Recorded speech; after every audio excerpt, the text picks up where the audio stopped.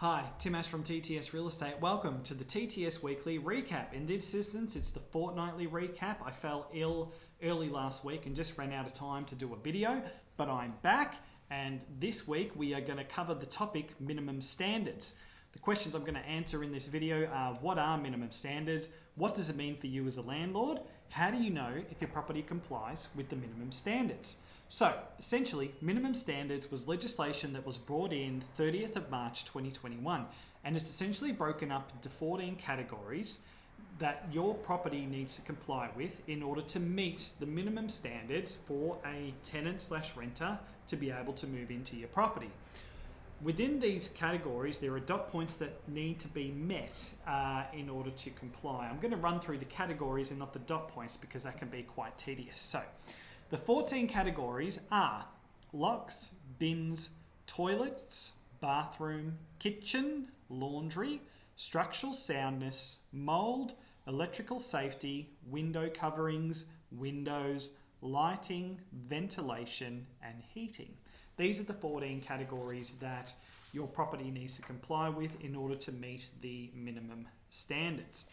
Now, how do you know how to comply with these? There's two sources you can refer to. There's the Residential Tenancies Act, and also where most people go is the Consumer Affairs website. With the Consumer Affairs website, it's, I would say, 90% accurate, but because the government, in my opinion, rushed this legislation through without really giving it much thought, there are some contradictions between what the Residential Tenancies Act says and what the Consumer Affairs website says. I'll run through the contradictions just to give you an idea on why us agents, or particularly me, I've been pulling my hair out to make sure that my portfolio does comply with the minimum standards in order to protect you as our client and us as an agency. So, classic one is locks. So that's the first category. So according to the Residential Tenancies Act, this is reading straight from the Act, a rental provider must ensure that all external doors are able to be secured with a functioning deadlock at the rented premises. Other than a screen door attached to an external door, are secured with a functioning deadlock. Basically, the Consumer Affairs website says, and this was updated as of May 2022, a rental provider must ensure that each external door of a rental property has a working dead latch with at least one cylinder. A dead latch is a type of lock that can automatically be locked when you close the door. A dead latch is not necessarily a lock that always needs a key to be opened from inside. In fact, these types of locks aren't recommended. So the reason for the contradiction there is, with a deadlock, can typically be a lock where you need a key either side to be able to lock it and get out. This can be a hazard in the event of a fire or in the event that the renter/tenant needs to get out of the property very quickly. So they realise, oh no, we've essentially made rental properties a little bit more unsafe.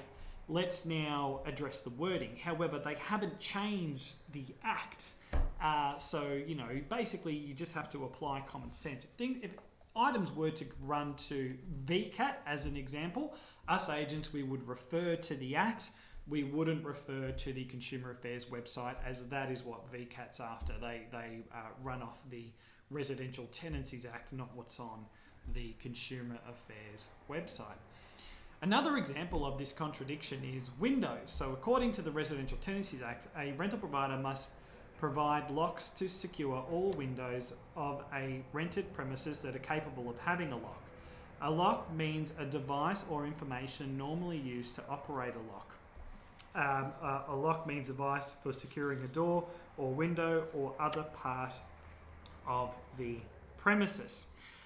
The rental minimum standards essentially, the rental minimum standards when it comes around locks basically change the wording to state that it can be a latch again, because the idea that all these owners that had winder windows, or a window where you could just turn the handle and it would lock from the inside and be secure, having to then change over all these locks, it just didn't make any sense in order to do so. So the interpretation of the act now is that so long as the window can lock and you can't open it from the outside, and it can open, it can function to purpose, then that window is then compliant. However, they changed the wording on this as of May 2022. So we're constantly trying to keep abreast of the changes that are being brought out by Consumer Affairs. Another one that's a big one in my opinion is when it comes to what the tenants can do should the property not comply with minimum standards. The Consumer Affairs website states that if a rental agreement has been signed but the renter hasn't moved in yet and the property does not meet minimum standards, the renter can end the rental agreement immediately without any fees by notifying the rental provider that it does not meet minimum standards, or move in anyway, then make a request for urgent repairs. So the way that can be interpreted, if I'm a tenant reading that, is if a window is painted closed and everything else complies, because that window's painted closed and I haven't moved in yet, here you go, Mr. Owner, I'm no longer accountable to the lease and I want a refund of the bond and the first month's rent. Thank you very much. Nowhere in the Residential Tenancies Act is that stated. The Residential Tenancies Act, I won't run through the exact details, but it's essentially the second part, that the tenant can move in and then make an urgent repair request in order to get that item fixed. Should that item not be fixed, they then have the right to escalate it to VCAT. VCAT then, depending on the issue, they may make the decision to then terminate the agreement. However, the fact that Consumer Affairs says the tenant can just, if something little doesn't comply, can just cancel the agreement is really not what they're allowed to do at all. And as I said, we would refer to the Act on that basis. So, as I said, you can see why I'm bald and why we've been struggling to keep up with all of the legislative changes. For those that are interested, I will shoot a link to the Consumer Affairs website on minimum standards, and I'll also put a link to the Residential Tenancies Act as well, the most recent act, if you're keen on having a look. If not, it's totally fine.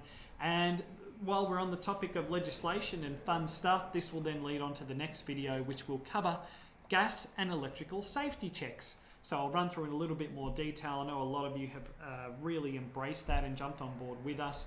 We really do appreciate it. And that concludes the video. So thank you so much for your time. I really hope you've gotten a lot out of it. I'll see you next week. And if you have any questions, feel free to fire an email back. Thank you.